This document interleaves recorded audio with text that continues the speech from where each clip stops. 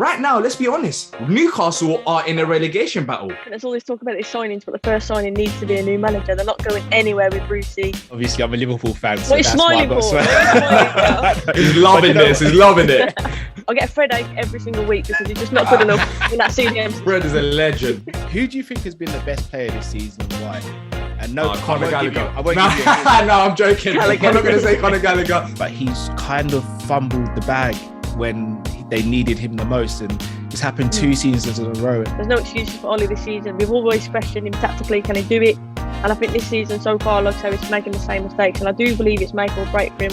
Man United should be up there competing for the title, but I've said this and I'm sorry, Sophie, but I realistically don't see you guys winning the league this season. He keeps saying I hate it when he's loving mentioning all these United players. He's loving this episode, I'm telling you that, talking about United players. Sorry. Like. I'm sorry for the big smile, like, just say it.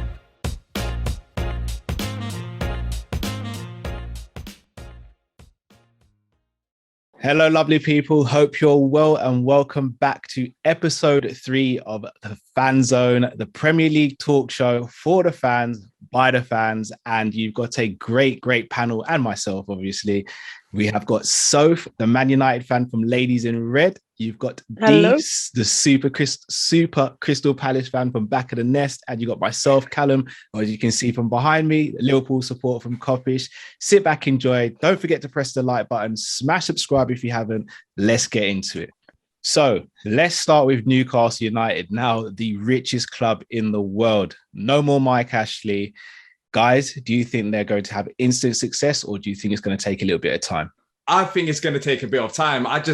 I'm not buying into this instant success. First of all, the people who's bought the club, are they competent enough to run a football club? It's not all about money. If that was the case, then the Premier League would just end in a similar pattern, in the same pattern every single season. We've seen it. There's been different winners. It's been City and Liverpool that's been dominating it, but it's not all about money. What are they going to do with the squad? Right now, people are buying into the hype about Mbappe, about Lewandowski, about Neymar. They're talking about all these players. But in all honesty, if Newcastle do go with that approach, and I don't think the owners will do, then there will be absolutely in ruins, because they will have 2 quality world-class players, but then the rest of the squad is just bang average. So what do they do with that? Do they share the money evenly? Do they build a proper squad? Second of all, management side of things. What do you do in that aspect? Because right now, let's be honest, Newcastle are in a relegation battle. They've struggled so far this season. They are in the relegation zone, and they ain't going to bring in anyone till January. And there's still lots of games to be played before they can invest in a squad. So what do the owners do with the management type of things? Because Lampard, for example, is Lampard the right person for Newcastle? I don't think so. With the group of players that they've got. Brendan Rodgers, all these names are getting mentioned, but are they going to take their time with it, not going to rush and build a squad and trust the process? Because that's the most important thing. Right now, some of the names that's being listed, some of the managers that's being listed as a replacement for Steve Bruce, when he's still at the job, as we're speaking right now, it just doesn't sound right with me, and it's kind of scary. Imagine being the richest club in the world and getting relegated in the same season. I think it is a possibility if they don't do things accordingly and if they rush the process. So, anything you want to add to that? I agree. I think there's all this talk about these signings, but the first signing needs to be a new manager. They're not going anywhere with Brucey. I hate to say it, but look, Newcastle's been like a ticking time bomb, constantly waiting for that season to get relegated. That's how it's felt watching it from the outside looking in. Obviously, they've got this new investment, but as Dee just said, can they run a football club? Are they obviously fit for purpose in terms of that? It's all very new, all very up in the air, and obviously it's exciting for Newcastle fans, but I'm sure they'd agree that staying up is obviously their priority this season and see where they go from there. But a new manager is a must for them, and with Steve Bruce in charge, it doesn't matter who they sign, they're still going to be playing lumpy football, but that needs to change firstly, surely. All right, so let me ask you both. You both said about Steve Bruce. Would you get rid of him and replace him straight away? Would you give it a couple of months? I mean, I know you both said about relegation, but really and truly, they're the only club that if they get relegated, they're still safe because financially they're fine. And they'll bounce back because they'll be able to have the buying power and the pulling power to get top players. So would you still give Bruce a bit of time, or would you let him go? Soph, I'll start with you on this one. It would have been gone yesterday for me. I mean, it's been, like I say, a struggle for years under Bruce. Like the style of football that they play, I feel for Newcastle fans, I have to be honest, like what they've witnessed over the last few seasons, like I say, just constantly fighting to stay up. And they go on like a run of games on there towards the end of the season that keeps them safe, but for the majority of the season, it's just a dismal experience. And I just think, like, obviously, with all this money now, that the fans want to be entertained. They've got a great, obviously, fan base at Newcastle, a great stadium. They'll want to fill that stadium again. And I think entertaining football is a must. And obviously, if you want to attract top players as well, and those top players are coming to the Championship. I know you say they've got money, but they need to be playing attractive football. So for me, like the brand, everything just needs to change. Savage Soph, do you agree? 100%. I do agree. But the names that are getting mentioned, for example, Conte, I think there's a report coming out saying that that's false. Conte doesn't want to go to Newcastle. Lampard, I think Brendan Rodgers recently came out. There was a report saying that he doesn't want to go to Newcastle. So you got Frank Lampard there. Is Frank Lampard the right person to go into the Newcastle job at this moment of time? He hasn't got the squad to play the type of football that he wants to play. And that's what I'm saying. See, Bruce isn't the right man. But for Newcastle fans, it might be a case of bringing in another old type of manager that could keep them up at least for the season. And then in January or summer, you can start the rebuilding phase like that, because it's just hard for me to envision a new manager coming in, exciting set of football. They've got some quality players there, don't get me wrong, but I don't think they've got the squad from the first man to the last man to play the type of football that Newcastle fans want them to play and deserve. Because I can't imagine being a Newcastle fan for that long, because I've had Roy Hodgson for 3-4 years, and I say this every single episode, and it was absolutely horrendous, and they've had to go through mediocre football for so long. But you have to be realistic with this. I'm not too sure if these names that are getting mentioned would be right for the Newcastle job right now. Yeah, I get where you're coming from, especially with Hodgson. We had him for 3 months, and I was hoping someone had the Men in Black little pen thing to get rid of my memory, but it wasn't to be. But let's move on to the next question. Yeah, obviously, you mentioned managers in trouble. Brendan Rodgers' name's already been mentioned several times. 1 win in 7, Leicester sitting 13th in the league. Do you guys think he's under pressure now in that Leicester job? Obviously, we've had a lot of commendations, a lot of people bigging him up for the job that he's done there. Did a great job at Liverpool as well, and obviously at Rangers.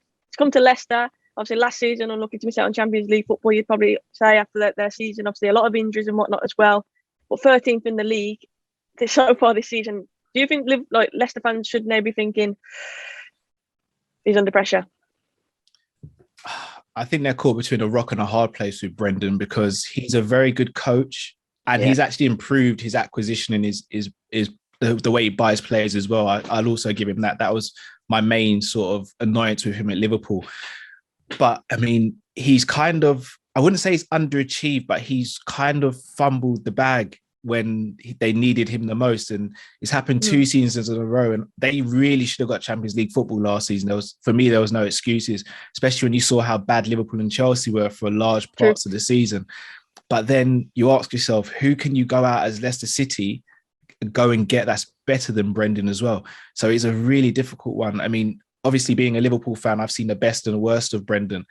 But on his day, he's brilliant, and he can win you games. He is that good of a manager on his day. But on other days, he can overthink it and completely hash it up for you as well. So I don't think they'll be feeling the pressure yet. But if it continues like this for a couple more months, he may be on his way out. And if you're Brendan Rodgers, sorry, Dee, I was about to add in there, if you're Brendan Rodgers and your name's backed about a Newcastle job, do you think you'd be tempted towards that move as well? Nah. You don't think? Nah. Dee, what's your thoughts? I don't think so as well. It's just like, why would you go to Newcastle right now? As we said, the Newcastle process is going to take a bit of time. So right now, I really don't think he should be going to Newcastle. And in all honesty, at Leicester, I think he's achieved, they just won a trophy recently, like a couple months ago. So I think he's bought himself a bit of time, and every football club and every manager, you're going to have a bad, you're going to have a bad patch. So I think even if they do have a mediocre season, even if they do finish mid-table, I think the owners will give him time because of what he has achieved so far. Yes, Callum, you are right in terms of what they've done in the Champions League. He hasn't been good enough, and even in the league, they were so close to finishing Champions League spot, but every time they just fumbled the bag. But I think they'll give him a bit of time, and I think he does deserve it for the job that he's done overall whilst he's been there. But talking about another club, Sophie, your club, and talking about star players as well, you guys have added Cristiano Ronaldo, which should make Manchester United a very strong side, but it's not going quite as well. So what's gone wrong with Man United so far this season? I think we're seeing the same old mistakes that we saw last season, to be honest with you. And I think, I said it at the start, obviously, United fans are so reactionary. It's a massive reaction when we win, a massive reaction when we lose. And I think you see that every single game. It's torture as a United fan, to be honest with you. But obviously, there's a lot of pressure on Ollie's shoulders. And I said after the investment, obviously, not only Ronaldo, but Varane coming in as well, who I think has been superb and unlucky he's injured at the minute. But Varane coming in as well, there's no excuses for Ollie this season. We've always questioned him tactically. Can he do it? And I think this season so far, like I say, he's making the same mistakes. And I do believe it's make or break for him this year, for Ollie, after the signings that have been made. And it's just worrying because at the moment, it just doesn't seem to click. And I'm not necessarily saying, Ronaldo's come in and affected that. Like I say, it's just the same old mistakes from us. The low block teams, we're just unable to break them down. We're just out of ideas. Yeah, look, obviously I'm a Liverpool fan, so what that's why I've got to swear. He's loving this. He's loving it. No, do you know what it is? I find it hard to be arrogant when I'm on the stream with Soph because Sophie's a realist and she doesn't really give Liverpool fans that much stick either. So I feel bad laughing, but it's that rivalry, isn't it? But I've got to be honest. I think getting Ronaldo was a smart bit of business because it lifted the fan base, it galvanized the squad. However, what I think we're seeing is that Ronaldo's only suited for certain type of games. So teams that are going to play a low block, for example, I think, yeah, you play Cristiano Ronaldo, or teams where you think you're going to dominate possession and really get at them, I think you play him. I'll be honest, if Cristiano Ronaldo starts against a team like Liverpool or City or Chelsea, I think Man United are in massive trouble. I think you've got to go over Cavani in those games, get the work rate going, and then try and nick a point or nick a win with bringing Ronaldo off the bench.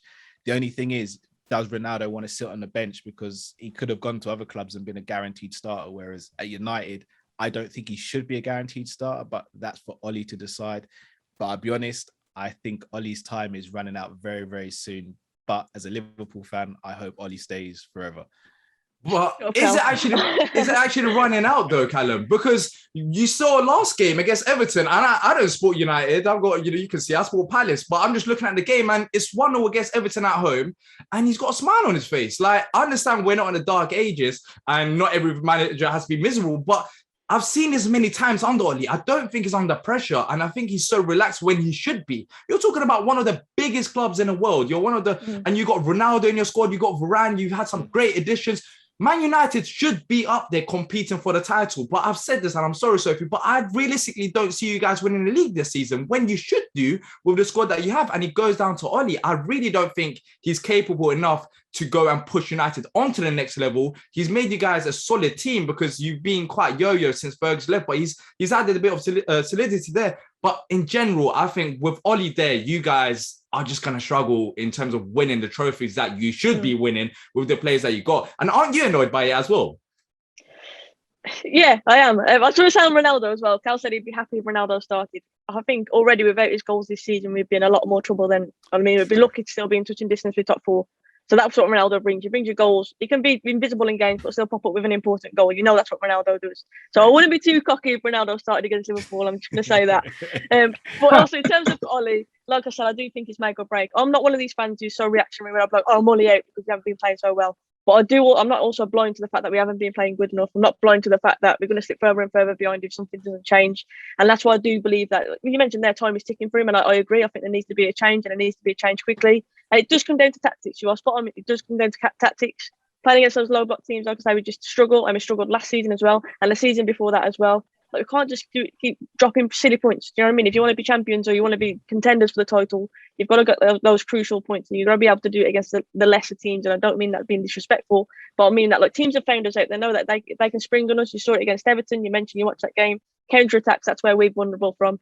But we don't seem to stop that. And I do also think it comes down to the fact we didn't sign that CDM. Everybody's screaming out for it. And obviously I was buzzing we got Ronaldo, but we've been crying out for it for ages. Fred is just, I get a Fred ache every single week because he's just not good enough in that CDM. Fred is a legend. He's a legend. Every time you watch him play, he always has a mistake in him. But I don't understand it. You got all them players, but the one position that I felt like you guys need to go and strengthen, you just left it alone. And I feel like it cost you. It's been costing you as well. But Cal, do you want to talk about the best players? So guys, I want to ask you actually, D. Not Fred. Do you think? Yeah, no Fred. D, I'll start with you actually. Who do you think has been the best player this season and why? And no, Conor Gallagher. I won't give you no, I'm joking. I'm not going to say Conor Gallagher. Mo Salah. Look, I'm going to give it to you guys there. I just think, what he done against City, he's already scored 6 goals. He just makes the game look easy. And, there's some other names out there that I do want to mention. And this might sound a bit I don't know if it sounds a bit controversial. It depends on what the viewers think. But Ronaldo, if you're looking at club level, Ronaldo scored some crucial goals for United so far this season. How important has he been, and where would you guys be without Cristiano Ronaldo? Mo Salah edges it for me, but Ronaldo has to be in that conversation as well. Despite you guys, no, you're not doing too bad, but despite you guys not being at the top of the league, I think Ronaldo has done massive things so far in a limited amount of time. The last minute goals, the influence he's had on the dressing room. So I think he's there for a shout as well. Fair dues. Soph, I have to agree with you. I'm glad that you said Ronaldo D, because I was about to pop his name in there as well, of course. But I think it's one of them. I think if you talk about signing the season so far, you probably say Ronaldo's up there. I'd even put Varane up there as well. I think he's looked solid for United. And I know our defensive record isn't the best, but I do think Varane has come in and he's looked like he's settled well. He's hit the ground running, and I think he deserves a mention. But I think Mo Salah just tips it for me. I just think constantly delivers those big moments. I mean, you saw the goal against Man City the other day. What a goal that was as well. And it kills me to say it, but I have to say that Mo Salah, I think it is. You know what? There was a moment last season, wasn't there, where it kind of dipped, and a lot of people were questioning, like, is he done? And he's just bounced back from that. And like I say, he started this season on fire, really. Like, he's been superb. So yeah, I agree with D. I'd say Salah, but literally closely behind him, Ronaldo. All right. I mean, sorry to cut you, D. I mean, are we sort of being a bit biased, though, just focusing on sort of the bigger teams? And would you say there's any players from any of the lower, sort of quote unquote lower teams in the league? I mean, you mentioned Conor Gallagher. I think he has started really well. I mean, you look at. I think Declan Rice has started well as well. Precisely. Yeah. Declan Rice has to be up there, as I mentioned, but he's a player last season that I rated highly. I mean, it's been no secret on my channel. I've constantly said that I would love him in our CDM. I mentioned Fred Ake already, but I would love Declan Rice in there. I think he would be the answer to our problems. It's obviously not going to happen. I think if it does, maybe he'll go to Chelsea. But yeah, Declan Rice, I just think he's a solid player. And I think because he's not a glamorous name, he hasn't got that bit of showboat in him or whatnot. He just does the steady stuff, doesn't he? And he keeps the game ticking. I think that's why he doesn't get a mention as much. But no doubt about it, like, he's crucial to West Ham. Look how well they're doing. Precisely. Yeah, Antonio as well. He's he's up there, but of course he's highly rated as well. But when we're talking about the best players, of course we're going to be talking about the likes of Liverpool and United players because they're up there. But talking about the other side of things, who has been the most disappointing player for you guys so far this season? Saul Niguez. I'm going to say. I hate to say it so because I actually, even though he plays for you, I'm a massive fan of his. Sancho. Ooh. Okay. No, I get it. I don't think it's his fault either, but he's so good, but he's not showing it. And I don't think it's on him purely. I do think it's on the tactics. And again, I hate to sort of continue to say it, but I think it's on Oli. But Sancho, for me, on his day, is an absolute world beater, and we just haven't seen anything close to it so far. He keeps saying I hate it when he's loving mentioning all these United players. He's loving this episode. I'm telling you that. Talking about United players. I'm sorry, the big smile. Like, just say it. I think Saul Niguez. Obviously, he's signed for Chelsea. Oh, yes. A lot of hype around him. A lot of Liverpool, United, all in talks with him. Apparently, all wanted him, and it's just been a flop so far. And don't get me wrong, obviously, it's going to take him a while to settle. But yeah, I mean, he looked way off the pace, didn't he, in his first game for Chelsea? Yeah, he just hasn't really done a lot since he's joined. And I was expecting a lot more from him. What about Harry Kane? I've been disappointed with him because of what's been happening with the Nuno and his personal situation. He went into the season not wanting to be at Tottenham, and they didn't want to sell him. And you can see it by his performances. It has impacted him massively. You're talking about one of the best strikers in the world that is struggling to get into goal scoring opportunities. And there were games where he just playing in midfield. And I just think it is a massive task on hand for Levi because he might be looking at the situation thinking, have I done a mistake? Should I have sold Harry Kane? Because it doesn't suit Nuno's style of football. And I think Harry Kane himself, his head wasn't straight going into the season. I think that's contributed. And also Nuno as a man, it doesn't make any sense for me. So, Harry Kane has been massively disappointed for me, and I expected way more than him. Maybe it changes, but so far this season, for one of the better strikers in the world, he hasn't been doing anything. Yeah, well, talking about Harry Kane, obviously, you mentioned there City were obviously close to signing him and whatnot. It didn't go through. Levy was obviously being a bit of a staller on that, and we know it's a hard business from Levy, and he obviously isn't going to let it happen easily. But January transfer window, obviously the title we've already mentioned is going to be a tight one. Can you guys see any big signings happening in January? For example, Harry Kane to City. Do you think that move could still be on? And I'll start with you, Callum, on that one. Yes, I do. I think if we've seen one thing so far this season, if I'll be honest, if Man City had a proper striker so far this season, I think they'd be top of the league quite easily. The game they played against us, they should have been about 3-4 nil up in the first half. The game against Tottenham, which they lost, they should have been about 3-4 nil up before Son even scored the goal. And the fact that Harry Kane isn't performing, I think it will entice them even more to go in for him because he may be going at a cheaper price. I hope they don't, because I think if they're still within touching distance and they go and get Harry Kane, I think they win the league. In terms of United, I mean, I saw rumours of Ndidi today. I don't know how true that That would be is. nice. I mean, if you go and get a DM and dare I say a new manager, I think it'd become a massive problem. It just depends how far away you are from the top by January. I don't see Chelsea doing any business. Liverpool, I don't see us doing any business, but I think we could do with an attacking player. I think we've already seen that we've had injuries to Elliott, Thiago, Jota at the moment. Obviously, the Brazilian guys, they're unable to play at the weekend as well. So I'd like to see Liverpool do business. I just don't see it happening, but I do see City and United potentially doing something.